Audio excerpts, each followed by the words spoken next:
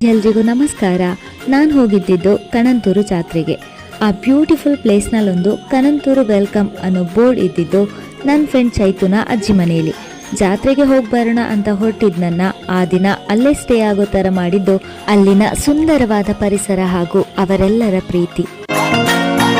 ಇವರ ಮದುವೆ ಸೂಟ್ಕೇಸ್ನಲ್ಲೂ ಹೂಗಿಡವನ್ನೇ ನೆಟ್ಟಿರೋ ಇವರ ಸಸ್ಯ ಪ್ರೇಮವನ್ನು ವರ್ಣಿಸಲು ನನಗೆ ಪದಗಳೇ ಇಲ್ಲದಂತಾಯಿತು. ನೆರಳಂತ ಮುದ್ದಾಗಿ ಬರೆದು ಅಲ್ಲೇ ಕುತ್ಕೊಳ್ಳೋಕೊಂದು ಪುಟಾಣಿ ಆಸನವನ್ನ, ಜೊತೆಗೆ ಪಕ್ಷಿಗಳಿಗೊಂದು ಗೂಡನ್ನು ಕೂಡ ಮಾಡಿರೋ ಇವರನ್ನ ಆರ್ಟಿಸ್ಟ್ ಅಂತ ಕರೆದ್ರೂ ತಪ್ಪೇನಿಲ್ಲ ಬಿಡಿ. ಅದೆಲ್ಲದರ ಕುರಿತಾದ ಅವರ ಅನುಭವವನ್ನು ಹಂಚಿಕೊಳ್ತಿದ್ರೆ ಅದನ್ನು ಇನ್ನಷ್ಟು ಕೇಳೋಣ ಅಂತಾನೆ ಅನಿಸ್ತಿತ್ತು.